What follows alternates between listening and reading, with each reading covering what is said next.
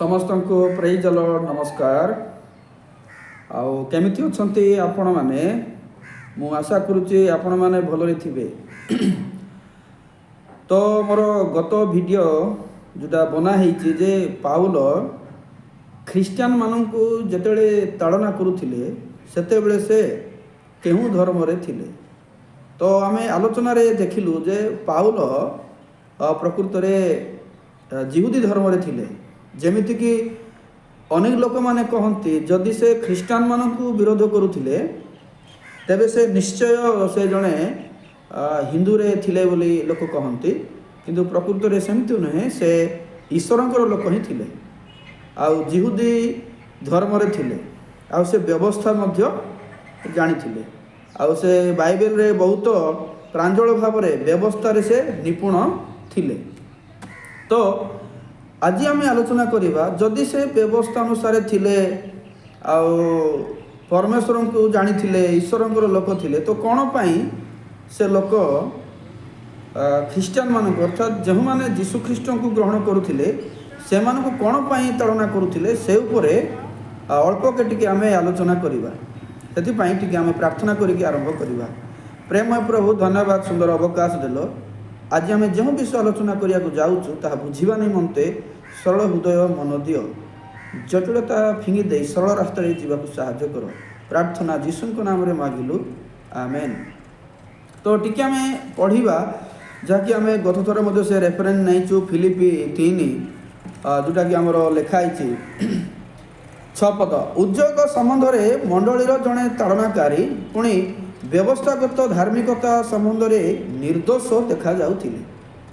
पाउल कौन कहउछंती माने उद्योग मोर इच्छा अनुसार मु जदि देखिबी आत्मिक जीवन जदि देखिबी तेबे मु उद्योग थिले एवं एमिति उद्योग थिली जे जीशु ख्रीष्ट जतेबेले आसिले आउ जो माने जीशु ख्रीष्ट को विश्वास कले सेई मानकु मु ताड़ना करूथिली एवं व्यवस्था अनुसार मु बहुत निर्दोष थिली बोली कहउछंती। तेणु पाउल कहवाक चाहती मु व्यवस्था अनुसार निर्दोष थी आउ मु ठीक देखा जाउथिली। तेबे पाउल व्यवस्था जानिकी ईश्वरंकर निकटवर्ती जीवन काटिकी जे ईश्वरंक ठारू आसीछंती जीशु तांकर विश्वासी मानकु से काहेकि ताड़ना करंती आमे ताहा निहाती जानिबा दरकार अछि। आमे टिके पढ़िबा, आमे जोहन सुसमाचार को जिबा, जोहन 9 पर्व 26, 27, 28। तेणु से माने तांको कहिले से मते कौन कला, से तोते कौन कला, से कि प्रकार तोर आखि फिटाई देला, से मानकु उत्तर देला मु कहि सारिलेनी आउ आपण माने सुनिले नहीं। काहेकि आउ थरे सुनिबाकू इच्छा करूछंती? आपण माने मध्य कौन ताहांकर शिष्य होबाकू इच्छा करंती? एठारे कौन होईची जहन 9 पर्व रे जने जन्मांध सुस्थ होईची, से अंध होइकी थिला, जीशु को भेटिकी से लोक सुस्थ होइची, आखि देखा पाऊँ, किंतु जिहुदी माने ताकू बारंबार हैरान करुछंती किए तोते सुस्थ कला, केमिति सुस्थ कला, कौन कलार तू सुस्थ हेलु, एई बारंबार तांकू प्रश्न हुए। तो सही समय से कहूँ मु तो आपण मानकू कहि सारिची, बारंबार पचारिबार उद्देश्य कौन, कौन पाई तुमे पचारुछ?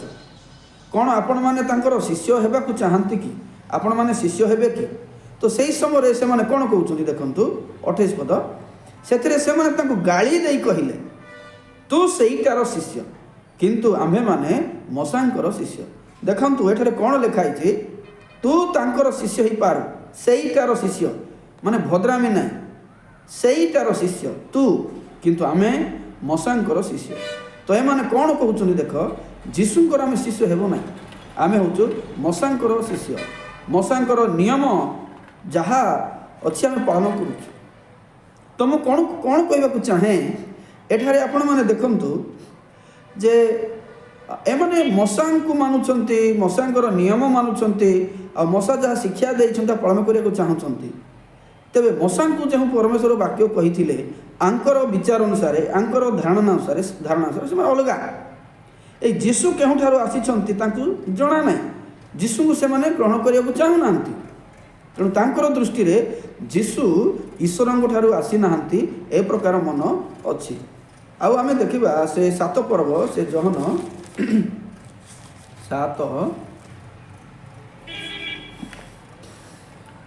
27 पद देखंतु जहाँ हेउ यार उत्पत्ति आम्भे माने जान किंतु ख्रीष्ट जेतेबेले आसीबे सेतेबेले ताहांको उत्पत्ति केही जानिबो नाही।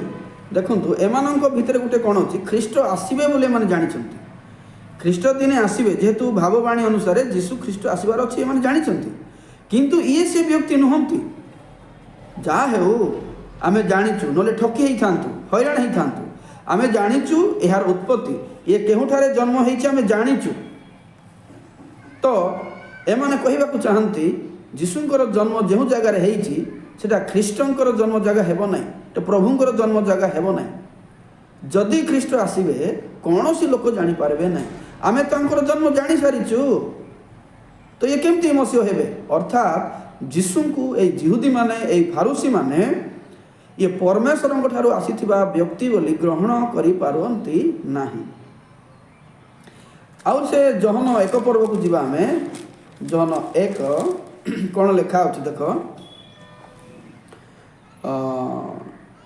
45 फिलिप निथनिएल को देखा पाई कहले जहाँ विषय मशा व्यवस्था लिखि अच्छी पुणी भावादि माने लिखि अच्छी आम्भे माने ताहांकर देखा पाई अच्छे से जोसेफ पुत्र नाजरित जीशु। देखंतु फिलिप जीशु को भेटले जीशुंकर शिष्य होला परे से निथनिएल को कहउछंती आउ जहाँ विषय भावादि माने कहिथिले आ मशा कहिथिले से लोक आसीछंती से होछंती जीशु ख्रीष्ट आउ नाजरित रे तांकर जन्म जोसेफंक घरे से जन्म नेइछंती। एही कथा फिलिप निथनिएल को साक्ष्य दउछंती सेतेबेले निथनिएल कोन कहउची हे भलो हैला चलंती कहउची कि नाही 46 देखंतु निथनिएल तांको पचारिले नाजरितरु कि कौन से उत्तम विषय उत्पन्न हो पारे। देखो तांकर अर्थ कौन नाजरित जोटा कि सही देश रे एटा गोटे अशिक्षित एवं पछुआ वर्ग एवं बहुत कौन नीच जाति बा नीच लोक रहिबा जगह थिला आ शिक्षित लोक माने सेटे नाहंती तेणु नाजरित रे एमती विषय हबो नाजरितरु एते महान विषय उत्पन्न हेबो कि तुम नाजरितरु आ जोसेफ घरे से जन्म होइछंती बोली जो कहूछ एटा केमती हबो एटा हेबो नाही से माने कहउछंती आसिकी देख तुम आमे कोन आलोचना करूछु जे जिहुदी माने जीशु को ग्रहण करि पारु नांती ये मसीह ये प्रतिज्ञार व्यक्ति बोली तांको कष्ट होछि जेहेतु जीशु जो प्रकार जन्म हेबो बोली तांको भितरे भावना थिला जीशु सेमती जन्म ही नांती जीशु साधारण बढ़ई परिवार जन्म होइछंती नाजरित रे जन्म होइछंती लोक मानकर भावना कोन राज परिवार बड़ बड़ धनी परिवार शिक्षित परिवार आसी पारंती ए बढ़ई परिवार परमेश्वर जन्म नेबे कि एटा निहाती जदि भी आमे से जगह थांतो एमती चिंता आसी थाई पारंता तो सेमती सेमानक भितरे मते सेमती आसीछि तेणु से जीशु को ग्रहण करि पारु नांती आ गोटे पद देखिबा आमे माथ्यू 13 पर उड़ी जीवा माथ्यू रे कोन आलोचना होउची जीशु को नहीं 13 आमे देखिबा आपण माने 53 रु पढिबे मु 55 पढुची 54 पढ़ीदेवी आउ से निज पैतृक नगर को आसी लोक मानक सेमानक समाज गृह रे एपरी शिक्षा देले जे से माने आश्चर्यान्वित होई कहिले ए लोकर एपरी बुद्धि और एपरी शक्ति केहुठारु हैला कोठारु बुद्धि पाइला ए लोक 55 ए कि सही बढ़ईर पुओ नुहे देखो बढ़ईर पुओ से ईश्वरंकर पुओ नहीं बढ़ईर पुओ एहार माँ ना कौन मरियम नुहे हांकर तो सब डिटेल्स अच्छे आम पाखे पुणी यार भाई मानक ना कौन जाकुब जोसेफ सिमन और जिहुदा नुहे 56 आउ एमानकर यार भौणी मान कौन आम संगे नहांती तेबे से सब केउठु पाइला देख जीशु को से माने केमती देखंती ए नाजरित रे जन्म नाजरित रे प्रकार कौन मूल्यवान विषय बाहरी पारे कि आउ आंकर परिवार सब बायोडाटा आम पाखे अच्छी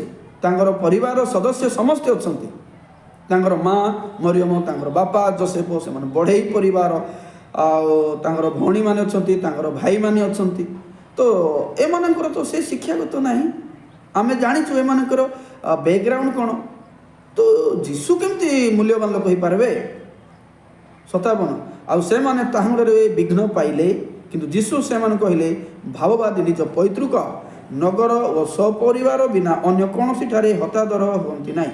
ମୁଁ କହିବାକୁ ଚାହେଁ ଯୀଶୁ କହିଲେ ଏଠି ଯେ ମୁଁ ପ୍ରକୃତରେ ନିଜ ଗାଁରେ ନିଜ ଲୋକଠାରେ ହତାଦର ହେବି ଏଇଟା ନିଶ୍ଚିତ କିନ୍ତୁ ଅନ୍ୟ ଜାଗାରେ ନୁହେଁ।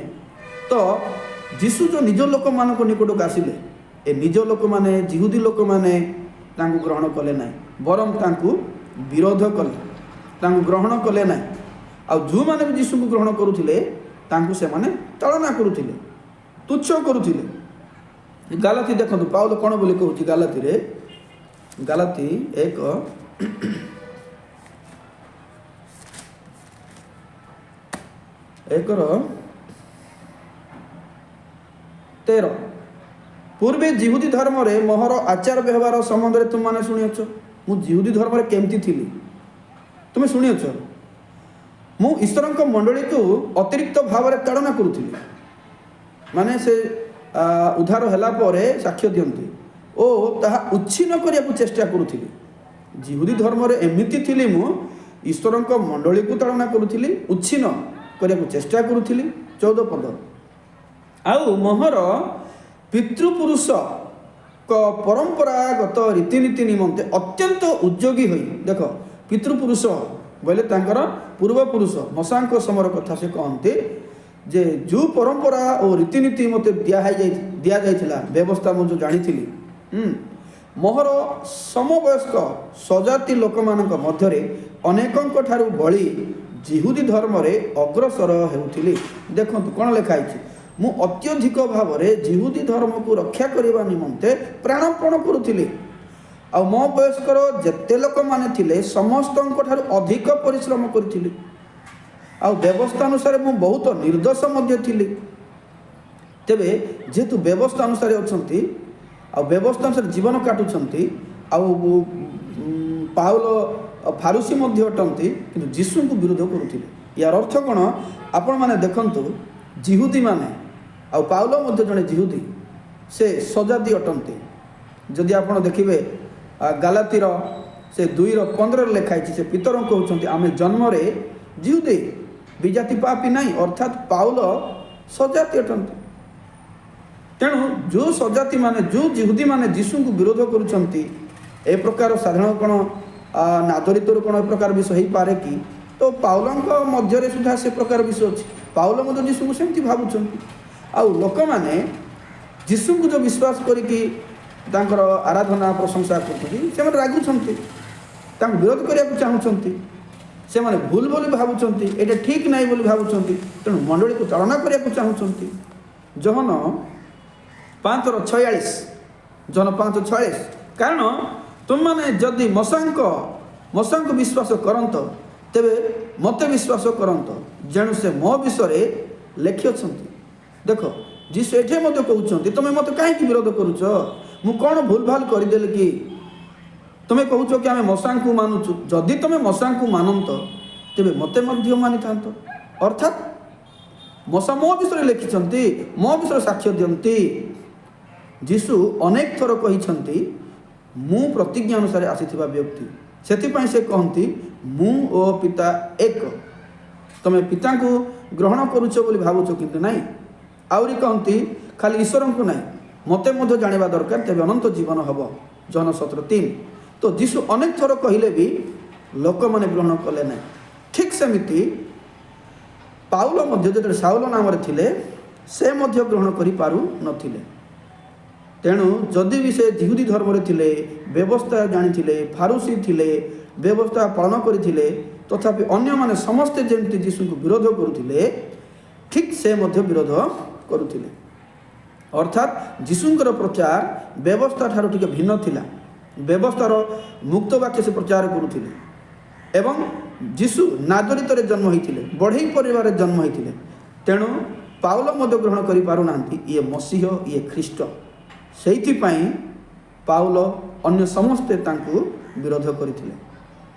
ମୁଁ ଆଶା କରୁଛି ଆଜିର ଏହି ଅଳ୍ପ ଆଲୋଚନାରେ ଆପଣମାନେ ଜାଣିଥିବେ ଯେ ଜିହୁଦୀମାନେ ଯୀଶୁଙ୍କୁ ବିରୋଧ କରିବା ସଙ୍ଗେ ସଙ୍ଗେ ପାଉଲ ମଧ୍ୟ କାହିଁକି ବିରୋଧ କରିଥିଲେ ଏହାର ଉତ୍ତର ଆପଣମାନେ ପାଇଥିବେ। जदि पाइछन्ति आपनकु ठीक लागिछि तेबे आपण माने लाइक करंतु आ कमेंट भी करंतु आ जदि नुआरे सुनुछन्ति तेबे सब्सक्राइब करंतु बेल आइकन को दबांतु जेपरि आगामी दिन रे ए प्रकार वीडियो आसिले आपनकु नोटिफिकेशन जीवो आ आपण जानि पारिबे। आज पई एतिकी कहूची नमस्कार, प्रेज द लॉर्ड।